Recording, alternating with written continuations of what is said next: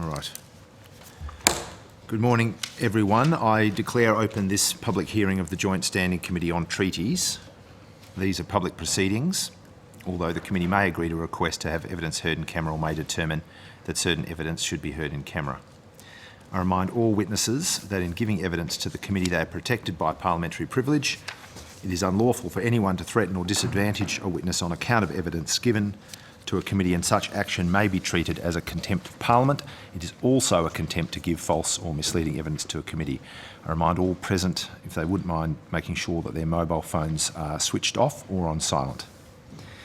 In accordance with the committee's resolution of 4 August 2022, this hearing will be recorded and broadcast on the Parliament's website, and the transcripts of proceedings will be published on the Parliament's website.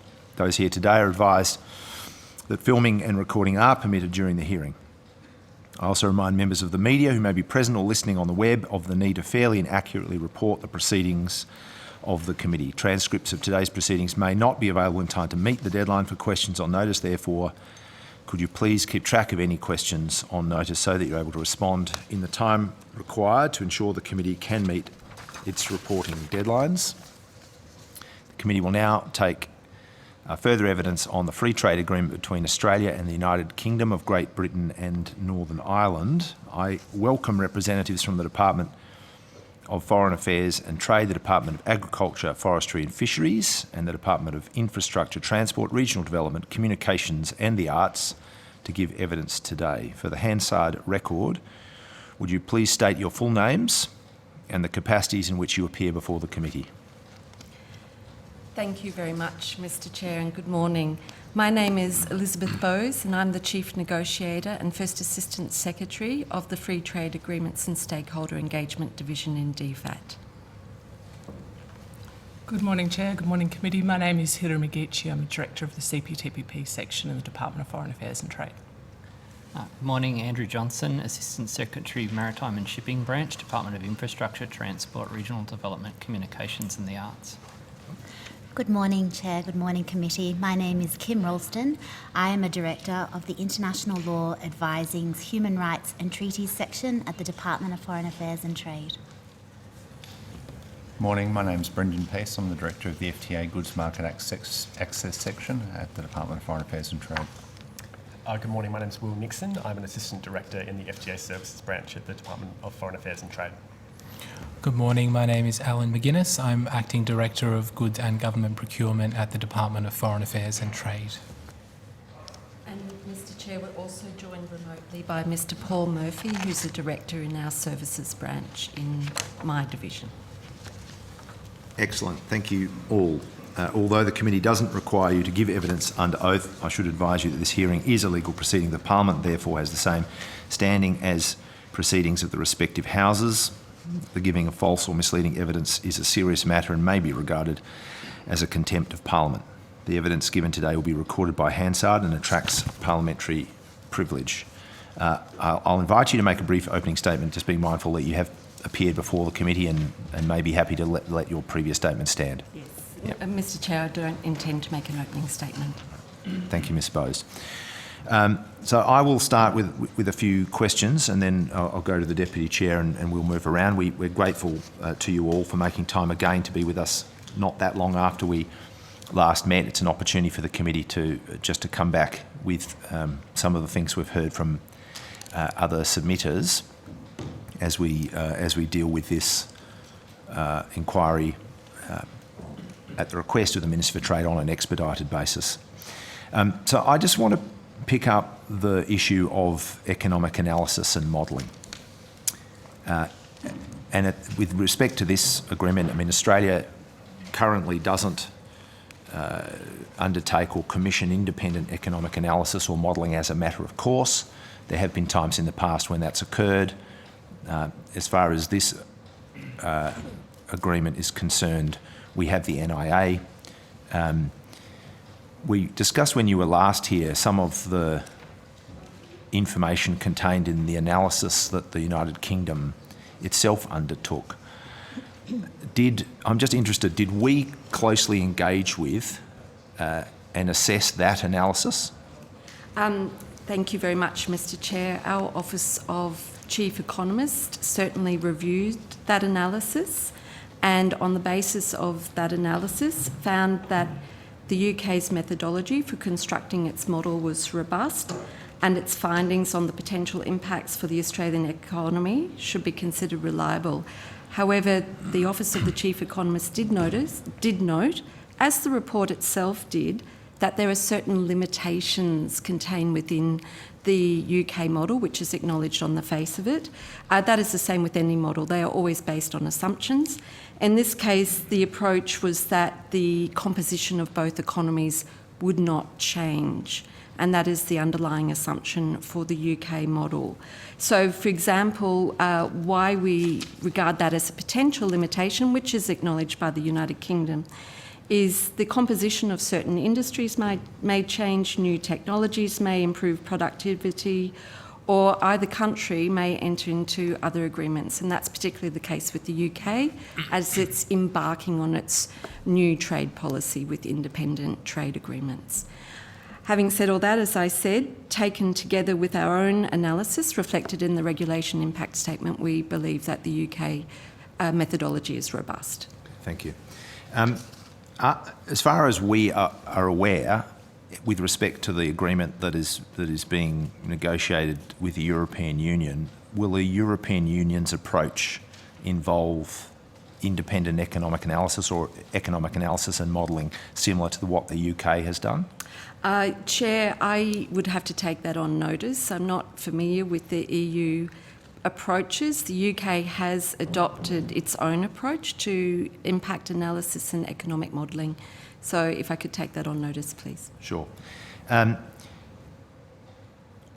Obviously, we've heard evidence in this committee over time that modelling and analysis is always involves uncertainty. Uncertainty in the modelling and the analysis itself, and then of course sort of circumstantial uncertainty. But at the same time, clearly we negotiate agreements with certain aims and imperatives and certain expectations, and it would be impossible to undertake any kind of agreement making or any kind of negotiation if you weren't able to form some expectation, or you weren't able to analyse the kinds of things you thought that the outcomes would translate into. I guess what I'm interested in the absence of an independent analysis and modelling, how does the department track the success of an agreement, and to some degree the success of the negotiations that give rise to the agreement after the fact? Thanks very much, Chair. In the case of goods outcomes, they're probably the most straightforward to track in terms of the success, if we want to call it that, or the uptake of the outcomes under the agreement. And we do that principally by tracking the preference utilisation data, so the degree to which certain exports or imports use different preferences that have been negotiated under our trade agreements. So that's one way in which we can specifically track the uptake of outcomes under an agreement.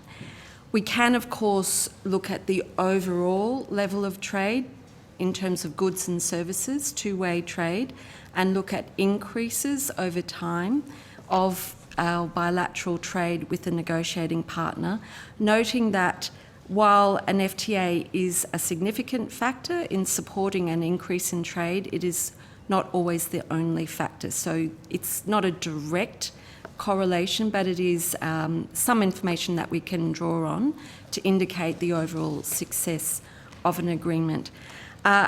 Also, we look at levels of investment, two-way investment, and the extent to which investment might increase in a different market and in what sectors. So, for example, in a separate agreement with Indonesia, we know that Aspen Medical has invested in facilities in Indonesia, and that is as a direct result of the investment outcomes that we negotiated with Indonesia under our bilateral agreement with Indonesia. So that's a little bit more of an anecdotal, evidential basis, but there are different measurements for those three different areas: goods, services and investment. Okay. that we can track. And other areas, labour mobility or intellectual property concessions, those kinds of things? So with labour mobility, what we have looked at is the use of the visas and the numbers of temporary entrants coming in under those visas. Now, I would say the visas are not agreement specific, but we know, for example, that we have an international relations visa that is used for certain outcomes under our FTA, so we can look at movement, temporary mobility of professionals under that visa category. With TSS, the temporary skills shortage visa, it's a little bit more difficult. We have overall numbers, and then what we can do is look at the origins of the visa holders coming in under that TSS visa to try and find some correlation with the FTA. Do we have a methodology and a structure within the department for a sort of an ongoing longitudinal assessment and tracking of trade agreements over time? And is that something that is published or otherwise accessible?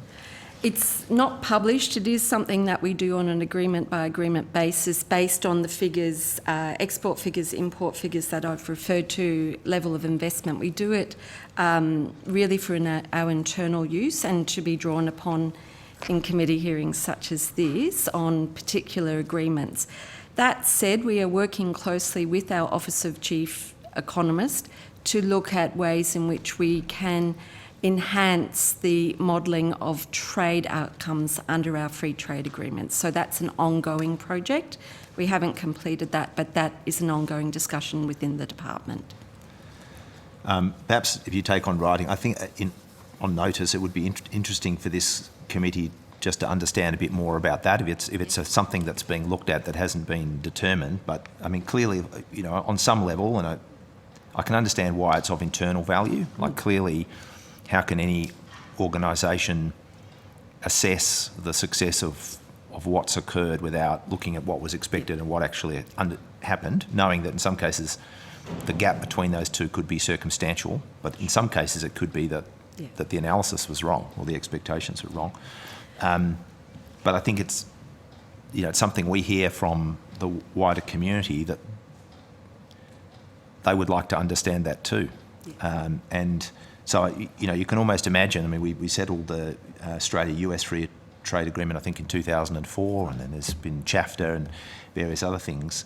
I can't think of a good reason why the department wouldn't be tracking each of those and that those outcomes wouldn't be publicly available. A separate issue is that, we have stakeholders come to the committee and present their expectations. Now, what's the basis of their expectations sometimes is a bit hard to tell, but often they are significant sectoral players with resources, so there's no reason to believe that their expectations aren't well based, but whether or not, again, within the department, that would be collected and analysed. In some of the material we were provided, it was suggested that the Australian dairy farmers, for example, in the course of the CHAFTA inquiry by this committee, asserted that under that agreement, the Australian dairy industry would grow at 1.5% a year with an increase of 600 jobs. Now, from what I understand, that didn't occur.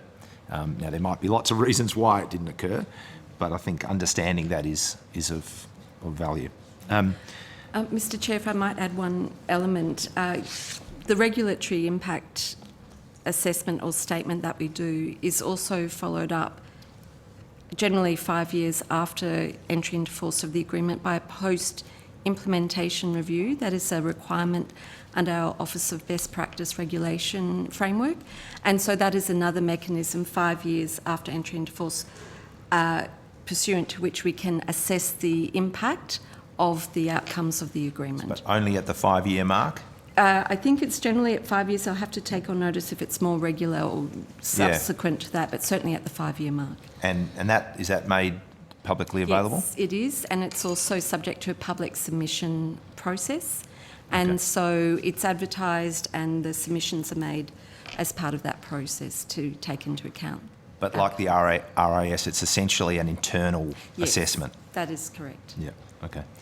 I'll just move to a couple of questions about consultation, then I'll throw over to the Deputy Chair. There certainly seems to be a little bit of a disconnect between the evidence in the RAS and from the department about the nature of consultation and from submitters. There are some submitters that, as I think when we were last together, it's trying to understand the difference or reconcile the difference between what is called a consultation but what some people experience as a briefing. So without feeling that they're really being asked to contribute meaningfully to things that are being negotiated and to shape where those negotiations land. For instance, the ACTU claims, I think they were listed as one of the key organisations around things like labour mobility and cabotage and other issues. I think they were referred to in evidence from the department as being a body that was consulted, and yet their submission takes issue with consultation as opposed to a briefing by saying that they were occasionally invited to, in inverted commas, stakeholder consultations held at the end of each negotiating round. However, these were short, high-level briefings with a range of other stakeholder groups rather than a genuine consultation about the potential impact of the UK FTA on workers. So I just invite you to respond to that. Certainly, Mr. Chair, and I did note that evidence. In fact, with the ACTU, we engaged with representatives from the ACTU prior to the launch of negotiations in May 2020, again during the course of the negotiations, and then towards the conclusion of the negotiations. They are the engagement mechanisms that I had, and that was a one-on-one, or I brought in relevant members of my team to discuss with the representative from the ACTU. In the third briefing, the ACTU brought in affiliates for the discussion. We also engage with the ACTU through a mechanism set up by the Attorney General's Department, which is called ILAC, International Labour Agreements Committee, I think it's called. It principally relates to interaction that the Australian Government has with the International Labour Organisation. Generally, they're biannual or quarterly updates. We did brief out the UK FTA through that mechanism under the auspices of the Attorney General's Department. And in fact, we had one UK FTA specific session, which didn't just address the labour commitments elements of the agreement, but in fact was quite a broad-ranging discussion on a number of elements under the agreement, and that took place during the course of the negotiations as well. So we did have, I would suggest, quite detailed discussions with the ACTU at different points of the negotiation. And of course, they were also invited to all the briefings, the public briefings that we did, or the stakeholder briefings that we did. Sure. One of a similar bit of input, and obviously also from the labour movement, was from the MUA in relation to the topic of cabotage and sort of sovereign control over shipping ports and related services. It seems to me that's a good example to test this issue of consultation, because certainly from the evidence that we've had from the MUA, they point to, for example, the very definition of cabotage that's been included in the relevant annex with some sort of dismay or bewilderment. Now, I could have this wrong, we could have this wrong, but it seems, reading between the lines, that however that annex was formed and the definition in the annex was formed didn't involve the MUA having much visibility of that, because they've come before the committee and said, why on earth, well, first of all, they would prefer if there was no definition, because they believe that the general, not common law definition, but the presumptive definition is better than the explicit definition. And they've put some alternative words that make sure that it refers to Australian ships and seafarers, which is not in the definition contained in the agreement. So to me, it's very hard to feel that in this case, on an issue that you'd think that the MUA would be a very relevant stakeholder, that they engaged with the department and were told, this is where we're headed, what do you think? Whereas at which point, presumably, they would have said, no, please don't do that. So, I put that forward as an example where you might be able to enlighten the committee about exactly how much they were given the opportunity to really contribute to the outcome, which on the face of it and on their evidence is a concerning one. Yes. Thank you very much, Mr. Chair. And yes, the definition of cabotage as contained in our reservation or exception to the disciplines in the agreement is actually a long-standing definition of cabotage. It has been in a number of our FTAs over at least the last 10 years. And so it is not a new definition by any means.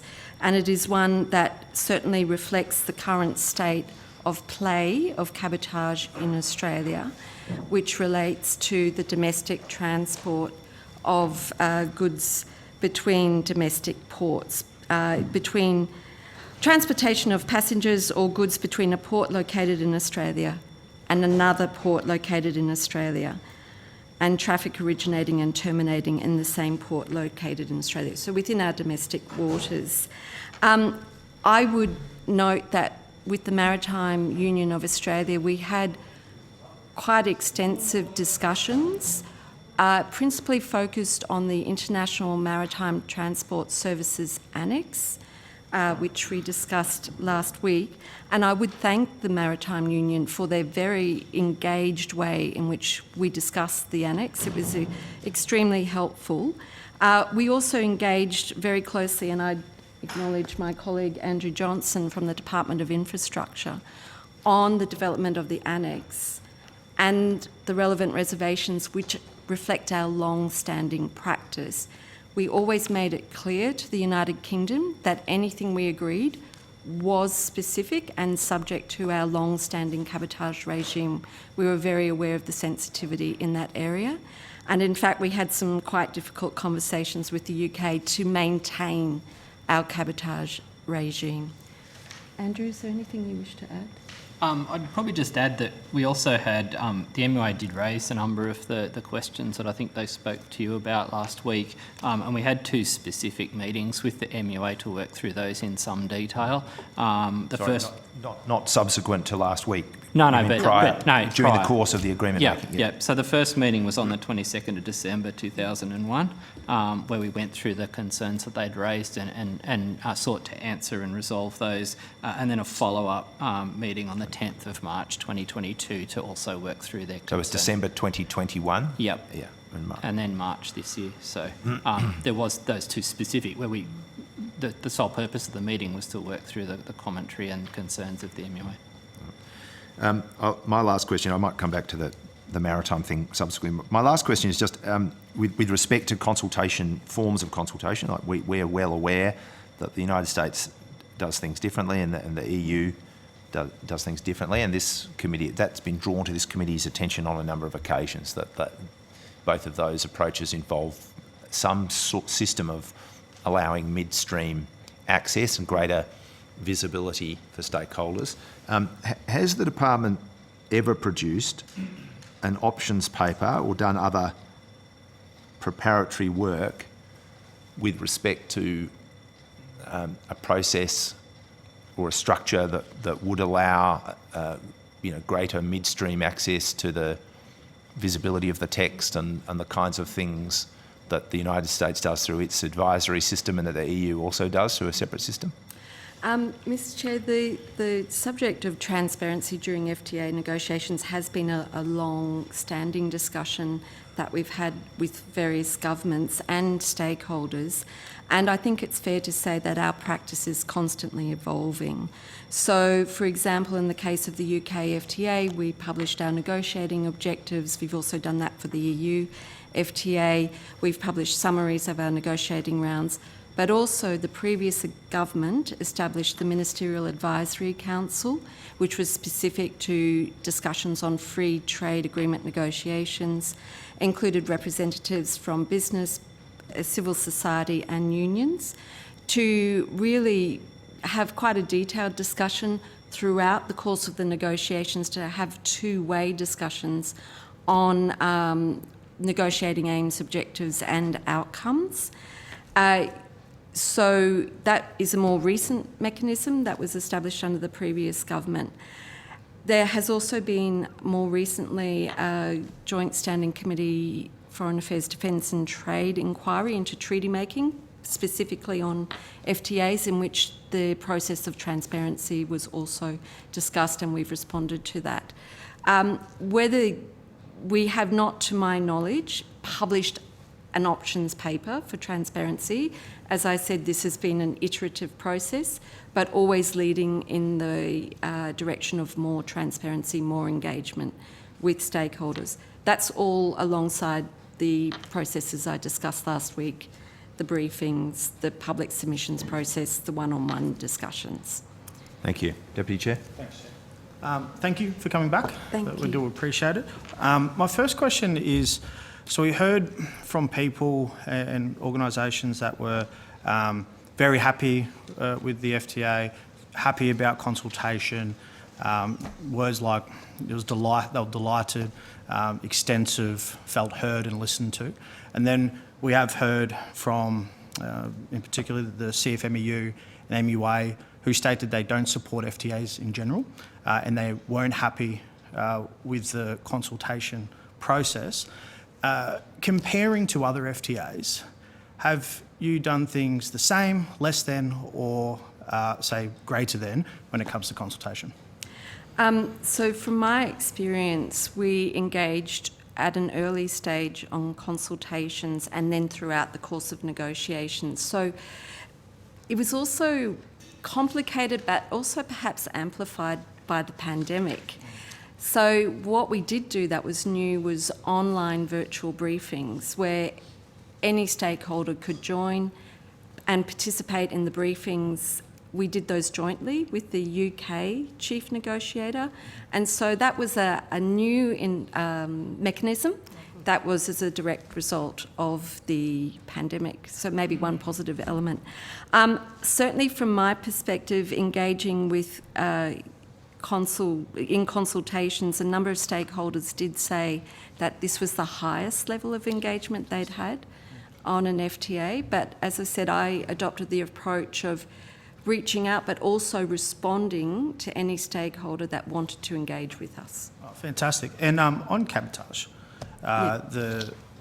we heard from the MUA when they were here about the potential to have foreign merchants taking jobs, and they weren't very happy around the belief of, or their belief of, pretty much foreigners coming in taking Australian jobs. Can you elaborate on cabotage in general and then focus down on that? Thanks very much, Deputy Chair. As I said, cabotage is the transportation of passengers or goods between a port located in Australia and another port located in Australia, and traffic originating and terminating in the same port located in Australia. Why that's relevant is under the International Maritime Transport Services Annex, we have agreed certain commitments which are all about accessing port services. That's pilotage, towage, etc. That annex in no way touches on who might provide the services, and nor does it touch upon the nationality of seafarers on an Australian flag vessel. So it's completely unrelated. It's all about access to port services by a UK flagged vessel. So from our perspective, it would be difficult to see how that could impinge upon any of the provisions or concerns that the Maritime Union of Australia raised about taking Australian jobs. It's actually access to Australian services or services at Australian ports, not about who provides those services. And this isn't new? The Maritime Annex is new. Yep. The cabotage definition is a long-standing definition in our FTA practice. And we made very clear, as I said, we were aware of the sensitivities, working closely with our colleagues from the Department of Infrastructure and States and Territories to ensure that all of those sensitivities were respected. Did you want to add anything, Andrew? I think probably the only other thing to add is essentially the definition in the free trade agreement carves out the space for our national legislation, and our national legislation then goes through and defines all of the things and answers all of the questions that the MUA, in my view, that the MUA have asked. So, for example, defining what is an Australian vessel that does operate under the cabotage arrangements set up by the Coastal Trading Revitalising Australian Shipping Act of 2012. So that's where the details actually in the legislative provisions that if that makes sense, Yeah, makes just sense. to try and simplify it. Appreciate it. That's all I have, Chair. Thank you. I'll just pick up one aspect of that before I go to Ms Chester's. There is the issue of what might be, non-conforming measures with respect to maritime or port-based services that are in the province of the state and the territories. So as I understand it, under this agreement, there's obviously the opportunity for the states and the territories to list those. The evidence that we've had is that hasn't happened in every case. So that there is the prospect when it comes to procurement of port service providers, which still does go to sort of sovereign control, I guess, over how ports operate, that in the absence of states and territories listing those non-conforming measures, there is the potential under a free trade agreement like this one, or perhaps another one that followed the same model, for those services to end up being pitched for and undertaken by non-Australian providers, thereby compromising the sovereign control of our ports. Is that not correct? Mr Chair, if I might start and then I might turn to my colleagues. The fundamental point to make with all of our services obligations is that procurement is carved out. So the Maritime Services Annex does not engage with procurement in any way. Secondly, it does not impinge upon our authorisation or registration or licensing regimes, the Maritime Services Annex.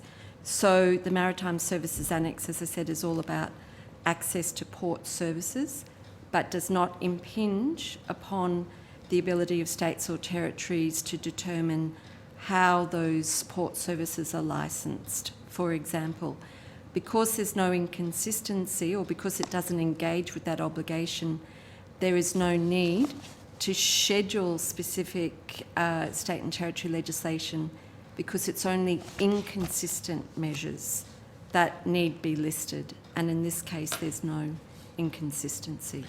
So what, in essence, then, is the benefit to the UK of the agreement with respect? What do they get with respect to maritime services, port access, etc., under the agreement that they don't already have? Mr Chair, what it provides is certainty and transparency. So, in fact, what it reflects is the current situation of non-discriminatory access to port services, for example, and towage and pilotage services by foreign flag vessels, including United Kingdom flag vessels, but it provides the transparency and certainty for UK registries or registered ships to know that they have that access in the agreement. But you're essentially saying it actually doesn't change the situation at all. They have access now, just like That's right. all other foreign flag vessels have that access, and that this agreement does not provide anything additional to UK registered ships. There's no new access, that's exactly right. But that it makes explicit, as between ourselves and the UK, that they have that access, and That's that they right. would have a mechanism under this agreement if for some reason they didn't believe they were getting that access, whereas otherwise they would have to use some other mechanism. That's right, that's exactly right. Hilary, did you want to add anything? No. All right. Ms Chesters. Thank you, Chair. I just wanted to pick up on a couple of the items that were discussed when we last met, Yes. but also to some of the evidence that was provided to us. The first was in relation to the evidence that the AU presented. This was in relation to sort of their reading of the agreement after it had been tabled in Parliament. What they weren't aware of in the briefings that they had received, that their belief of the reading of the agreement once it was tabled is that professionals, teachers under the rules of the agreement could start working at schools in Australia without having a police check. Is that correct? No. So the agreement or the commitments negotiated under the agreement in relation to mutual recognition professional services are essentially a framework for the relevant professional bodies, non-government bodies generally, but professional bodies to negotiate mutual recognition. So in no way does it undermine licensing or other security regimes checks. It really just provides a framework for governments to urge the professional bodies to come together to decide what they would consider an equivalent qualification for the purposes of teaching, for example, in Australia. So before a teacher could enter, the mutual countries would have to agree this is what we're going to consider to be like-for-like training, and then the teacher enters, and then once they're here in the state, they'd have to do their police check or potentially apply to do their police check or any other relevant documentation that they need to do before they start teaching in a school. So I'm not across all the specifics of when police checks are required, but what I would say is the commitments do not affect the current state of the process. And in no way do the governments decide what the qualifications are. It's the professional bodies. Right.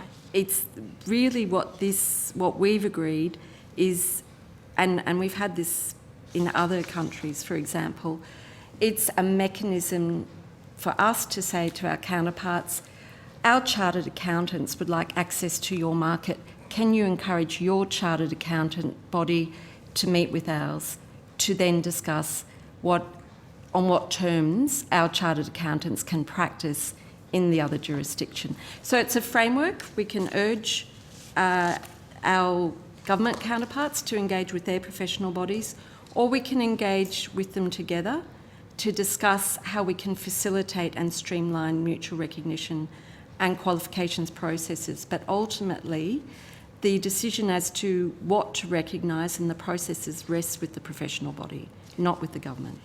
And so just to say that would apply to all other industries, say nursing, Yes. electrician, because our electrical systems are different to the UK, but the professional bodies get together and agree what is recognised, what isn't, what retraining might be needed. Yes, that's exactly right. Can I just check with my colleagues?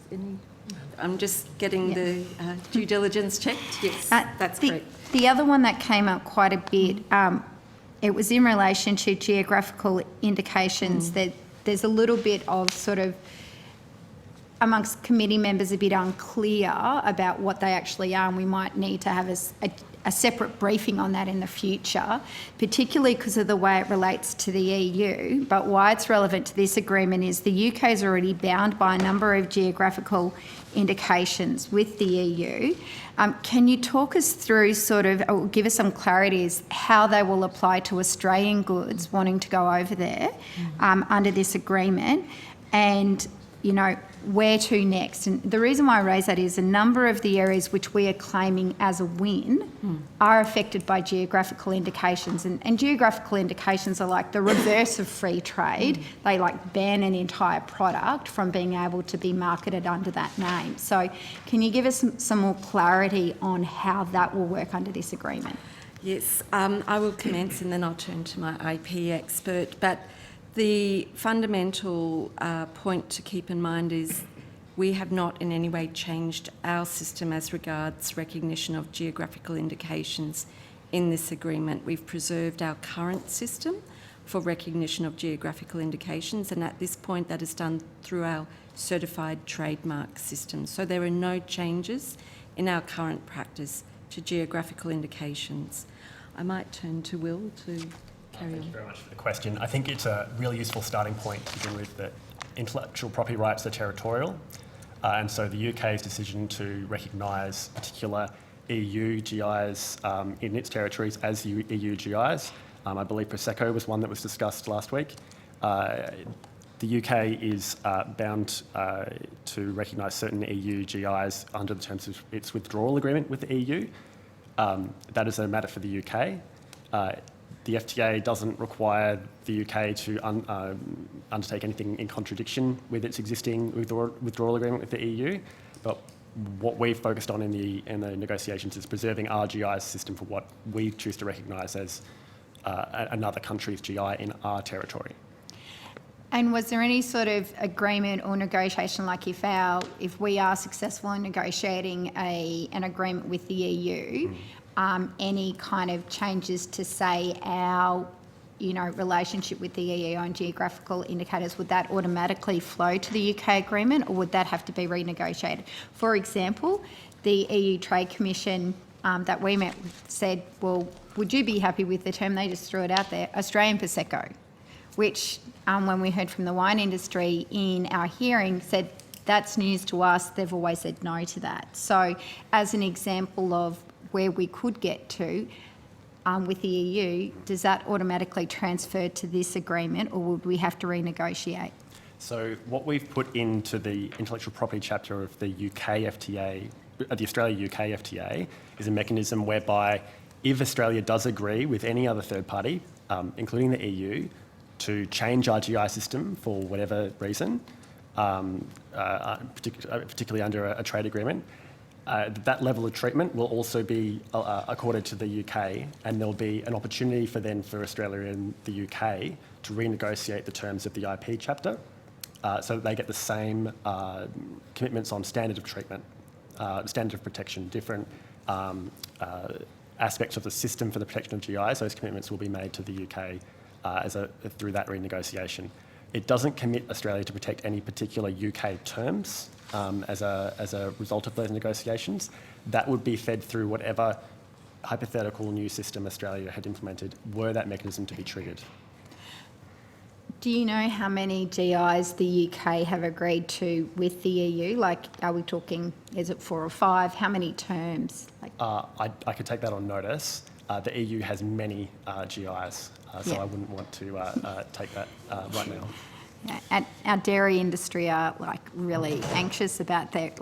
It's hard for us to claim cheese as a win if we then can't export our feta or our Gouda or any of our cheeses because of geographical indications that have been agreed to. So it'd be good to know so that way we can really see, is it a win for our dairy industry? Which takes me to my last question. When we talk about sort of advantages, disadvantages of this agreement, the last time we spoke, it was sort of suggested that it's a win-win. I was just wondering, in relation to manufacturing, I've sort of gone back and read through the areas where we're removing tariffs for the UK. What consultation, if any, did the department do with those industries that would be exposed? I just note that steel industry, for example, whilst we're doing well right now, we're in a building boom, it hasn't always been that way, and Australian steel has always been quite exposed to high cost of production in Australia. So rightly or wrongly, tariffs have been a protection for that industry. So what consultation has been done with those industries that may not be aware that under this agreement they will face greater competition? Thank you very much. So we work very closely with our Department of Industry in the negotiations, and in fact they participate in all of the goods market access negotiations. So principally the Department of Industry consults with relevant industries that may be affected by the outcomes of the agreement.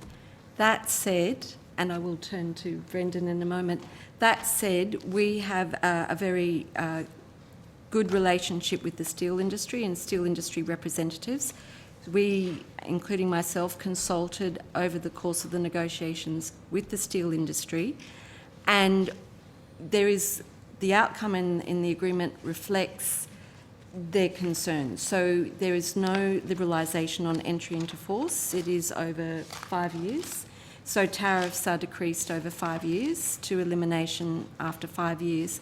But, and this is very important, that outcome cannot be accessed by the United Kingdom for as long as it maintains global safeguards on steel, including on Australian steel. And that specific proviso was very much discussed with the steel industry. So that's one example in which we reflected the steel industry's concerns. But the steel industry were content with the staged elimination of tariffs over 5 years, should those safeguards be removed. Brendan, did you want to add anything? No, that's all spot on. So for cheese, it's tariff elimination over 4 years, and for steel, cheese over 5, steel over 4, with the proviso that Ms. Bowes just mentioned, and they were they were the only products that were phased under the agreement for Australian tariff elimination. And that was as a direct result of consultations with industry. So cheese industry wanted to ensure that tariff elimination in Australia was at the same pace as UK tariff elimination. Steel industry was concerned about the UK getting access while they maintained global safeguards, so they were both responsive to industry concerns. And other industries which will go to zero tariff on the day that the agreement goes live, what consultation was done with those industries and how did they respond? So that's true. So the rest of them is elimination on entry into force, and as Ms. Bowes mentioned, I mean, principally that work would have been done through the Department of Industry. And so the Department of Industry participates in all of the negotiations, and them and agriculture, and also to some extent Home Affairs, are engaged on all the market access decisions we make. Just being conscious of the time, I'm going to come across to Mr. Pike, and then Mr. Molino, and then Senator Cox. Yeah. Mr. Pike. Some of the area I was going to mention have been covered by some other questions. So I'll skip over there, but just to clarify, in relation to the cabotage issue, your evidence is that there's no new access provided through this FTA, and in relation to the question around professional standards for teachers, they will remain the same as long as the professional bodies are keeping it the same, and this isn't lowering the bar at all. That's right. Yep, excellent. Back to the consultation. It's been a common theme on this one. Obviously, with any international agreement, there's going to be stakeholders who aren't happy with the outcome. And it's not necessarily, even if the Australian government completely agreed with their perspective and went in to bat for them and couldn't get the outcome they want, because obviously it's got to be agreed to by the other party as well. I was quite interested to hear you say that you were running consultation sessions with the British negotiator as well. Is that a common thing? Is that something that's an innovation with this FTA? No, that has also taken place in the context of the EU-Australia FTA negotiations. So, as I said, the innovation was going online, but having a joint consultation process, I think it might have even happened under TPP. Yes, under the Trans-Pacific Partnership. So it's not a new innovation. What was going online, which actually meant more people could participate rather than just having been in the location. I find that quite interesting, because my sense of it would be that we would get in camp with our stakeholders and come up with a position, and then you would go into bat as the chief negotiator and go head to head with the other government. Yeah. How does that work in practice? Do you think that's a beneficial process to have the other side in the room as we discuss these matters, and then did that help you inform the negotiation? It is beneficial. So yes, we do that. We do one-on-one consultations just on our side, as it were, and so that helps inform our negotiating positions. But what is helpful about having everyone in the room is the other side gets to hear the concerns of our stakeholders. And that's really important, because we can disseminate them and say, look, this is a real sensitivity for our stakeholders, but it's quite impactful hearing it direct from our stakeholders. And so in that respect, and it works both ways, we can hear the concerns of, for example, UK stakeholders and vice versa. Essentially, that mechanism I referred to were post-round briefings, where my counterpart and I would talk about what we discussed during the negotiations, and then threw it open to questions, and that meant we could respond to questions on the spot. Excellent. No more questions from me, Chair. Thanks, Mr Pike. So we'll go Mr Molino and then Senator Cox and then back to Mr Burnell. Oh, thanks. I just had a couple of questions around evaluating some of the benefits to follow on from some of the Chair's comments. And without wanting to state the obvious, but just to clarify my understanding. So as you expand the number of countries where you have more liberalised arrangements, one of the benefits you'd imagine would be that some of the sectors where you have a comparative advantage would attract more capital and labour, and potentially expand their production, and the economy would become more specialised in an area where you've got more comparative advantage, and that should improve people's wages in those sectors and so on. But I imagine that in the short run there might be some constraints on that, on factors moving, and at the moment we know that our economy is quite constrained in a number of ways. So just thinking, for example, of some agricultural products where the production might be somewhat constrained in the short run, but I imagine that opening up to a country like the UK might have some advantages even in the short run, where production might shift from, where we might have the option to sell from one country with maybe lower prices or less stability to the UK. Is that likely to be a factor for some agricultural products?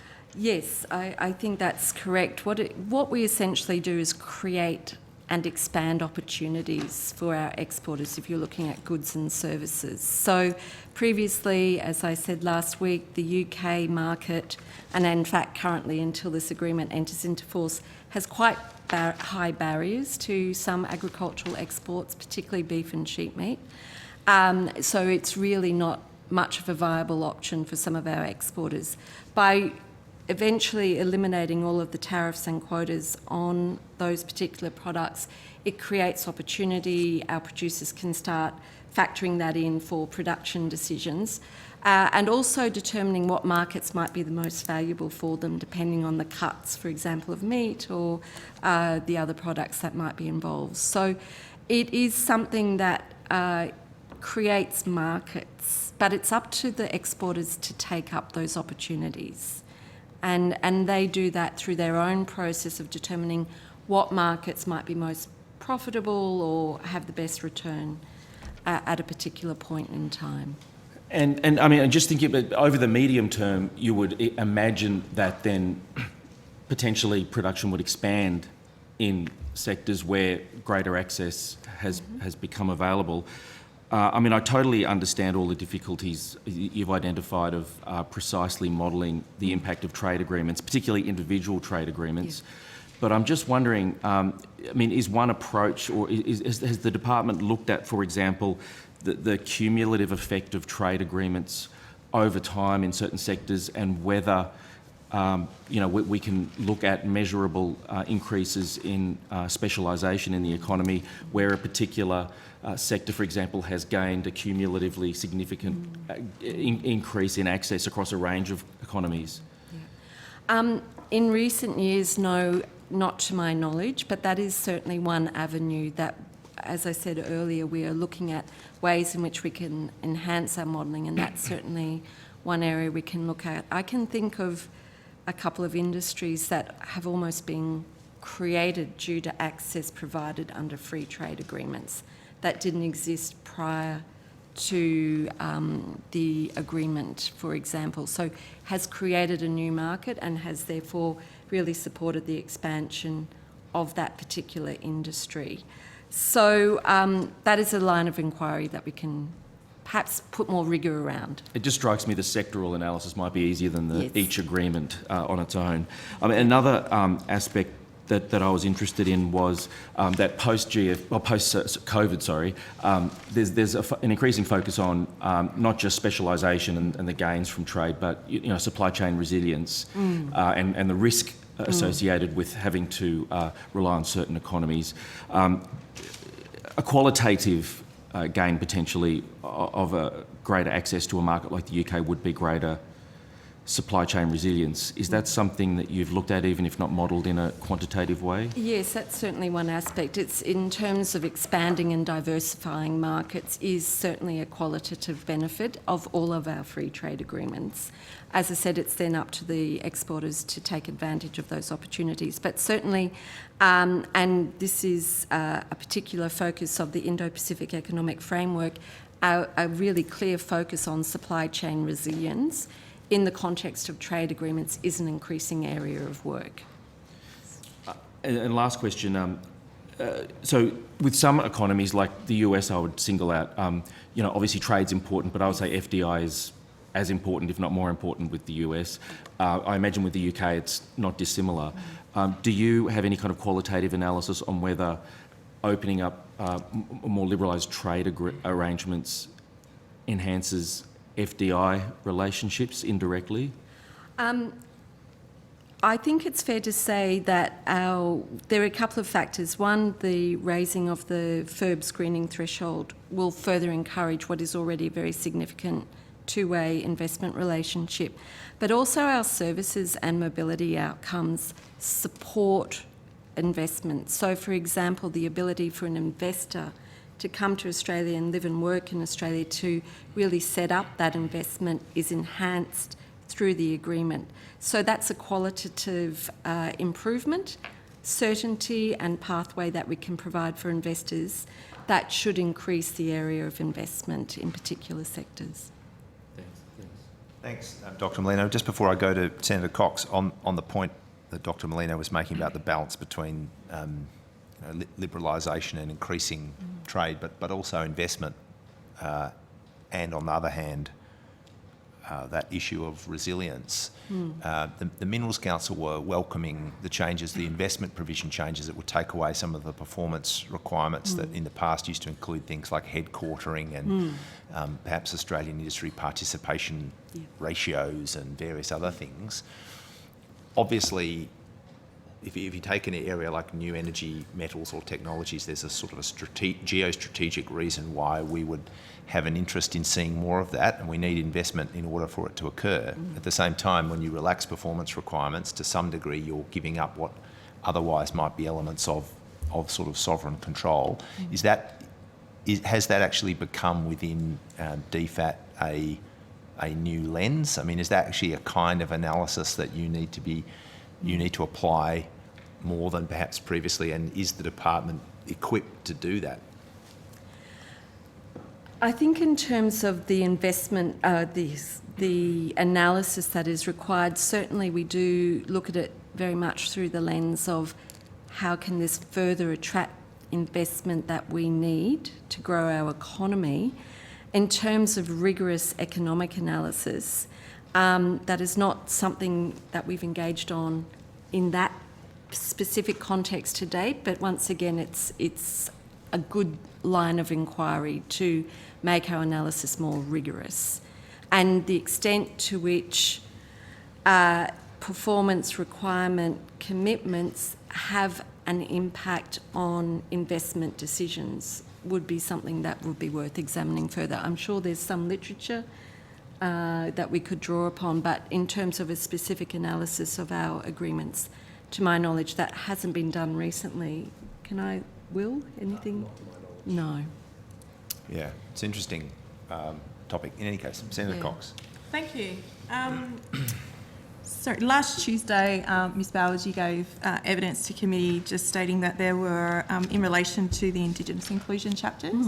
So just some clarifying points that I wanted to make sure I've got correct, because we haven't had access to the transcript. So you stated that there were 2 First Nations stakeholders, is that correct, that contacted the department about Indigenous inclusion chapters? Yes, Ignite and Supply Nation. Supply Nation is or was a member of the Ministerial Advisory Council I referred to earlier, so we engage with Supply Nation in that context, and Ignite is the other Indigenous business representation and organisation with which we engaged. Okay. Did Supply Nation give a written submission to the department? We'll have to take that on notice. Okay. Yeah. And just noting that I was contacted by Ignite following your evidence that was provided, and they sent me a copy of the submission that they made. Have you read the submission? Yes, but It was some time ago, I must admit. Okay, Yes. yeah, I noted that it's the 9th of February 2021, actually, that they made their submission. What's your understanding of this section of Indigenous inclusion? Just noting that it starts on page 2 of that. I don't have the submission before me, but in terms of Indigenous inclusions, there were a number of issues that I know we discussed when we had our first meeting with the CEO of Ignite, and one of which, as I referred to last week, was the interest in attracting investment in Indigenous enterprises and land in specific context. In terms of other areas of interest, throughout the course, as I said, I haven't got the submission in front of me, throughout the course of the negotiations, I think in the second half last year, there was some engagement and reference to botanicals, which was raised last week as well. And more generally, we discussed with the CEO of Ignite some of the areas in which we ensure Indigenous interests are represented. So, for example, our broad exclusions for Indigenous business from any of the commitments in the services aspects of the agreement, from government procurement aspects of the agreement, but also some new innovations that we were progressing. So, for example, the undertaking to progress membership of the Hague Agreement on Designs, which would be of benefit to Indigenous actors. By actors, I mean artists, as well as the recognition of artist resale rights, which is also of benefit to Indigenous artists in particular in the resale market, and cooperation in the World Intellectual Property Organisation on genetic resources and traditional knowledge. And that was one area that we did focus attention with the United Kingdom, given their particular stance in that organisation. In your evidence last week, you told us that you did provide a briefing or consultation. Was that to both Supply Nation and Ignite? We spoke directly with Ignite, yes. Okay. Was that on a couple of occasions, if I remember rightly? Was it directly about the Indigenous inclusion chapter, or was this about other things? I just want to So my clarify that. first conversation was focused very much on the interest in land, and then there was also a discussion about botanicals, but that was in the context of the EU FTA. In the second half of last year, there was an exchange on Indigenous inclusions by email. I just want to note your answer to Mr Pike around the UK negotiator. Was there any remarks? Was that consultation provided in collaboration with the UK negotiator? No, that particular discussion that we had with Ignite was not together with the United Kingdom, but he would have been invited, and those organisations would have been invited to the broader joint briefings, but we can confirm that on notice. They were, or they could have been? They should have been, because we opened them up to all of our stakeholders, but I will confirm that on notice. That would be great. Given that lots of the focus of this agreement in particular is about agriculture, and just noting on some of the remarks that Ignite have made, in particular around the 100 billion in farm gate output that we have to achieve by 2030, and that essentially Indigenous, whether it be unallocated Crown land or pastoral, is provided through both access and tenure. Wouldn't it make sense to advocate for an Indigenous inclusion chapter, given that the only way that we can achieve that is through access to land? It just seems to me that there's not a real appetite from the government's perspective to pursue this, when actually it makes sense. So I'm keen to understand why we're still not pursuing that, if we're saying that, in order for us to achieve that, we have to lift the investment and the diversification, which involves First Nations people, particularly in regional areas. So, and certainly in my first discussion with Ignite, the focus was on attracting investment, and one way in which, as we've discussed, that can be facilitated is by lifting the thresholds more generally for investment, but also I put the CEO of Ignite in contact with the UK Consul General because often, or the focus of our discussion then was about attracting UK companies to invest in Indigenous projects. And that is a function of the UK officials reaching out into their network in the United Kingdom to do that matchmaking with Indigenous stakeholders here. And so I did facilitate that introduction. Right. You mentioned that it was just Ignite and Supply Nation that were consulted about this particular treaty. Are there any other comparative industries where you've only gone to two stakeholders? Like the wool industry, I'm aware of two stakeholders, wool producers and Brett, and Australian wool. So it really depends on the industry. So there would be some other agricultural areas, MLA, Meat and Livestock Australia, principally we engaged with, AMIC, which is the Australian Meat Industry Council. Thank you. So there's another example of two stakeholders very engaged with. So we have DFAT has a relationship with Ignite, so that is one area where we could very easily engage. And as I said, Supply Nation was a part of the Ministerial Advisory Council. So it does depend on the areas. Okay. Because I've in fact been contacted by 3 other stakeholders watching the live last week who now want to engage in this process because they actually didn't know it was being undertaken and that they had significant issues around only 2 stakeholders being engaged in a process like this because it is of great significance.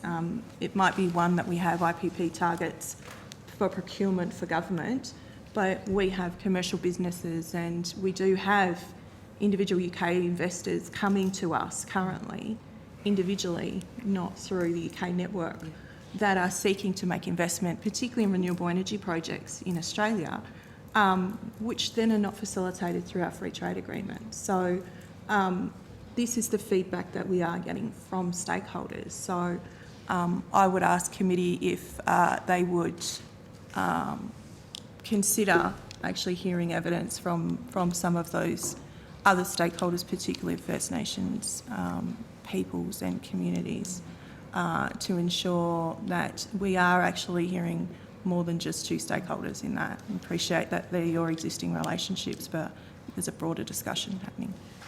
Thank you.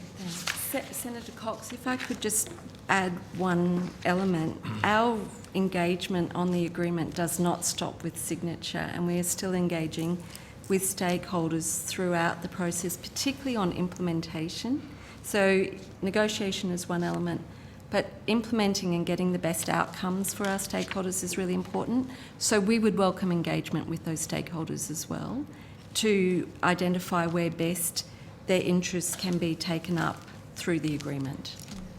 Well, I think it's very, if I can use the word rich, for our Foreign Minister to be overseas talking about a voice for First Nations people at the UN and not having a very clear and articulated inclusion chapter in our free trade agreement and in all free trade agreements. And I think that it speaks volumes about our engagement with First Nations people, and we are crying out to have that voice heard. So that is their very significant message that they've asked me to convey, both to the committee but also to DFAT, because it seems we're doing a little bit of, out there talking about it, but we're not actually making sure that it's part of the template that we use going forward. So thank you.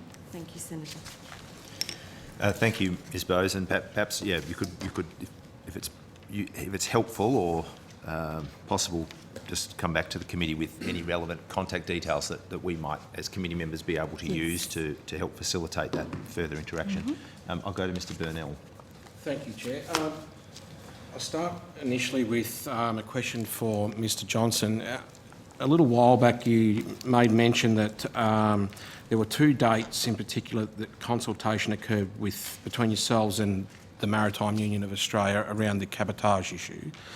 Can you correct me that those dates were the 22nd of December 2021 and I didn't catch the day, but March 2022, is that correct? The 10th of March 2022. So can you confirm with me the date on which we signed the agreement? It was the 17th of December 17th of December. So we were in consultation after signing of the agreement. So sorry Ms Bowes to cut you off, but can you understand where the level of discontent might be coming from those labour market representatives, whereby they feel that the consultation process is really not consultation and we're now in a briefing process around what the outcomes were of the negotiation? Is that a fair statement to make?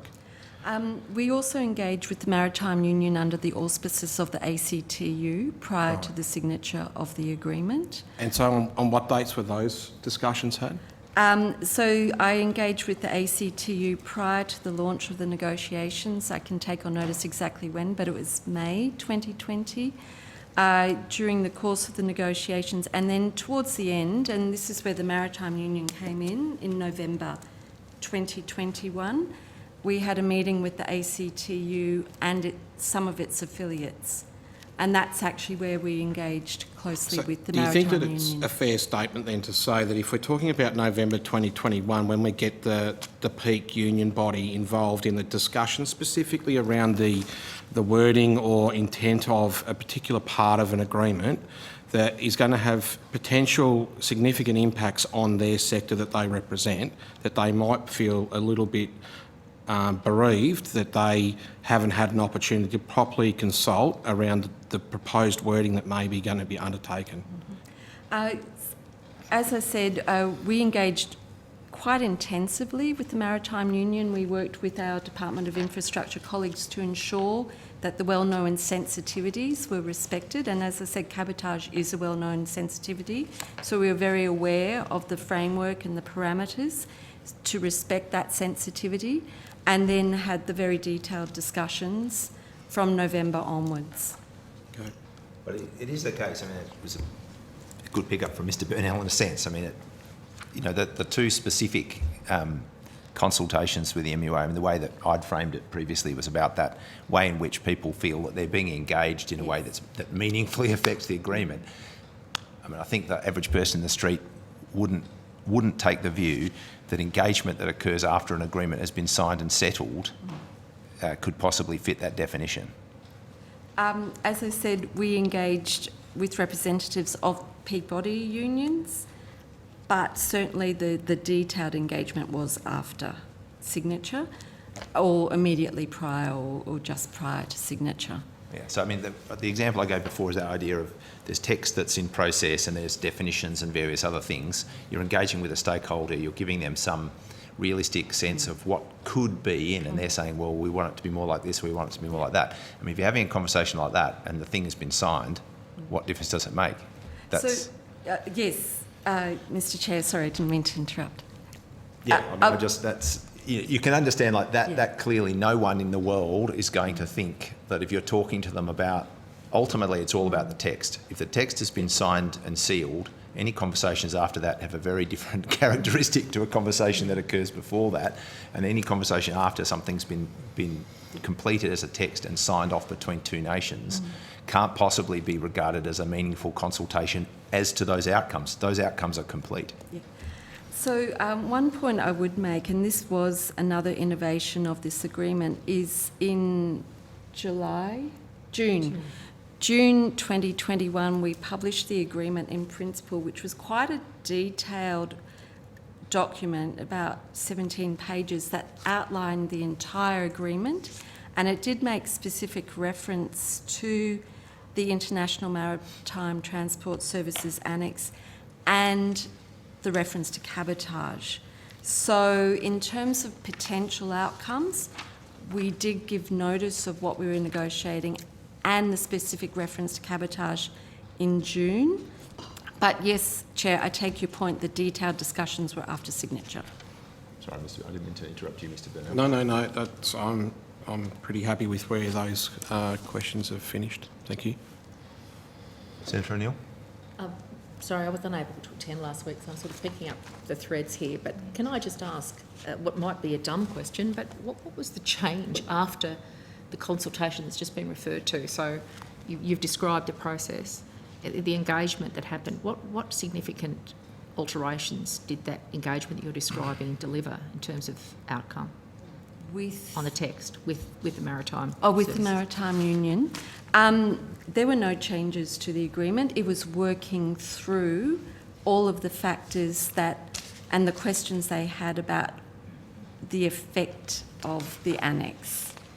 And it was through very, very detailed discussions with the Maritime Union, which were very constructive, that we could answer the Maritime Union's questions on the operation of the annex. One reason why... Constructive in what way?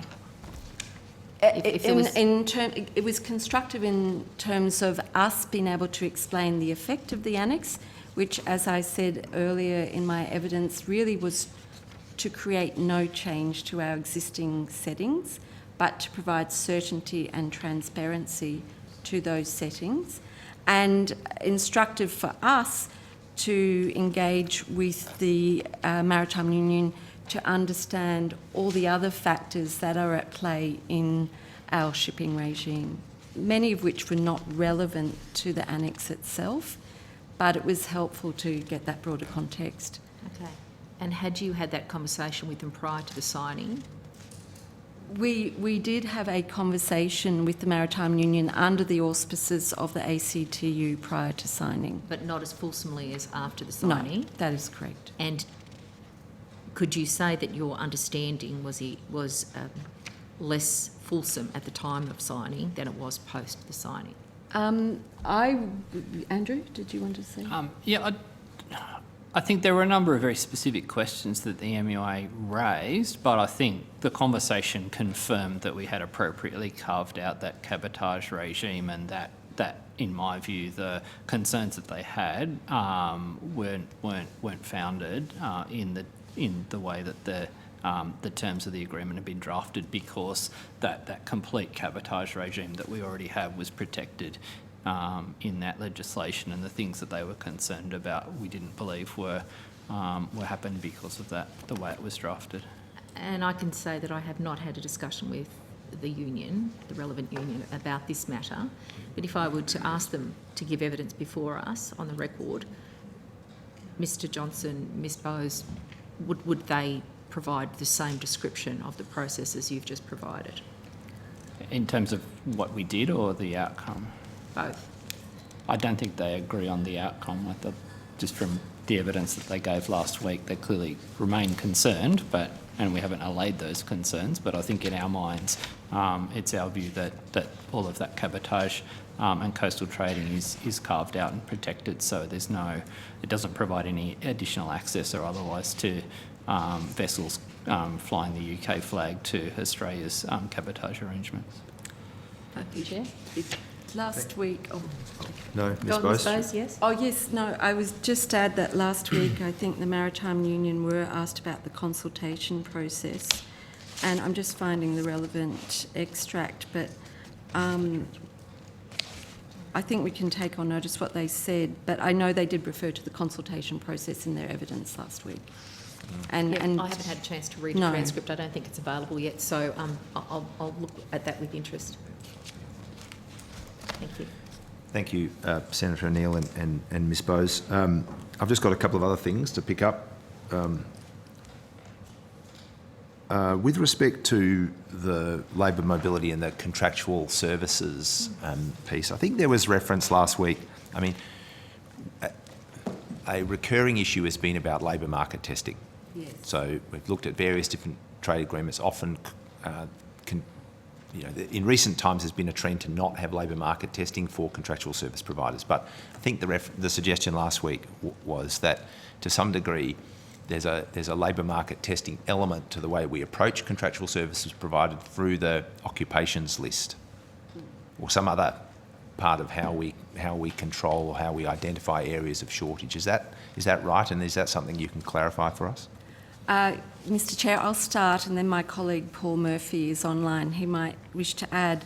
But for contractual service suppliers, the way in which that commitment is affected or administered is through our temporary skills shortage visa, and it is a flexible list. The TSS list applies to a list of occupations which can be entitled to get the visa, and that flexibility is untouched by the outcomes of the agreement. So we retain the flexibility of, I think it's the skilled migration occupation list, through the agreement itself. So, and that's very much a demand-driven visa. So in that respect, where the demand is determines what occupations are included on the list. That is my understanding. Yeah, so the argument would be, again, for members of the broader public who might say, why would there be any category of temporary foreign labour coming in unless we were convinced that there was an inability to supply that from within our domestic resources? Hence why some people argue that that access should never be provided without labour market testing. The labour market testing gives you that reassurance. While labour market testing is not part of the agreement, the reality is that the access for contractual service suppliers will nevertheless be structured through a form of visa that does depend on a kind of labour market assessment as to which kinds of skills or professions are actually in short supply, and then therefore should sensibly be sought from overseas. Is that a fair summary? Yes. Can I turn to Mr. Murphy just to confirm that? But that's my understanding. Sure. If Mr. Murphy can speak. Wherever Mr. Murphy, we welcome. Sorry, hi. I'm hopefully you can reach me. I can reach you. Yes, that's correct. The agreement sets up a commitment where both sides waive labour market testing around the categories that are in their schedules, and within the category in each schedule, each country sets out the terms and conditions and limitations that flavour the commitments that they're making. And in there, Australia's retained the ability to decide which occupations are eligible for the CSS commitment, and that can reflect requirements such as the conditions in the market, but there can't be labour market testing of individuals coming in at any point in time. And perhaps, Mr. Murphy, you could just say a little bit further. There was some evidence, I believe it was from AFDINET, about the sort of the lopsided nature of the contractual service supplier arrangement. That in the case of Australia, there's no overall cap on how many people might come in, subject to the operation of the visa system, of course, and that people coming in under that arrangement would potentially be here or gain approval to be here for 4 years, whereas for Australians going to the UK, it's only 12 months. Is that the case? And if that's the case, why are those things not aligned?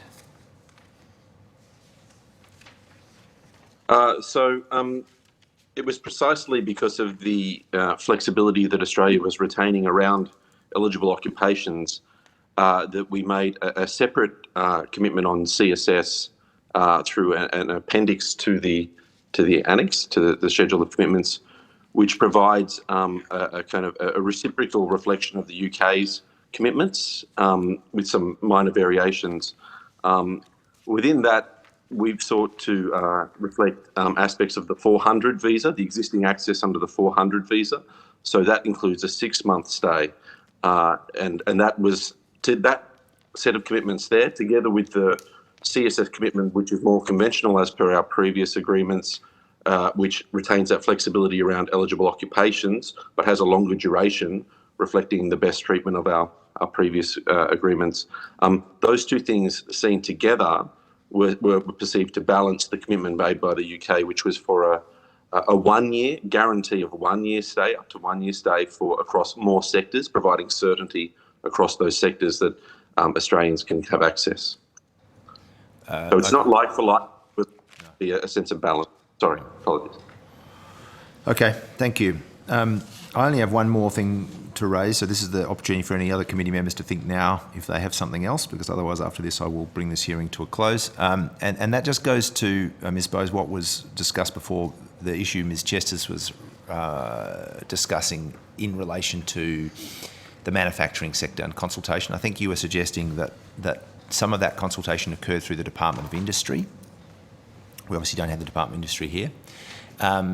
So, I mean, I'm in your hands up to a point. I think it would be useful for this committee to have something in writing from the Department of Industry about the nature of that. I mean, it is interesting, as things turn out, that we haven't heard from, we haven't had, certainly through the public hearing process, and I don't know how many submissions we've had from parts of our stakeholder world that in fact may be more likely to be affected than some other parts. So we haven't heard from them, and we're not conscious, because if it was done through Department of Industry rather than your good selves, we haven't been given any information. So perhaps if you can't facilitate the provision of that information, come back to the Secretariat and we will seek it directly. But I think it would be useful for us to have, for the sake of this inquiry, something that tells us how that occurred. Presumably, from what we can gather, those parts of the affected Australian business and manufacturing world are relatively sanguine about the outcome, because we haven't heard from them through this process. Yeah. Yes, Mr Chair, we can do that. We can also go through our records just to identify specifically any engagement we had apart from the industries we discussed earlier. I would note, though, that through our peak bodies processes, we do have engagement with peak bodies that do represent manufacturing industries, and we raised and briefed out on the UK FTA. So that's one aspect where we did have that direct engagement. But Chair, we can certainly take that on notice. Thank you. Committee members, we're all done?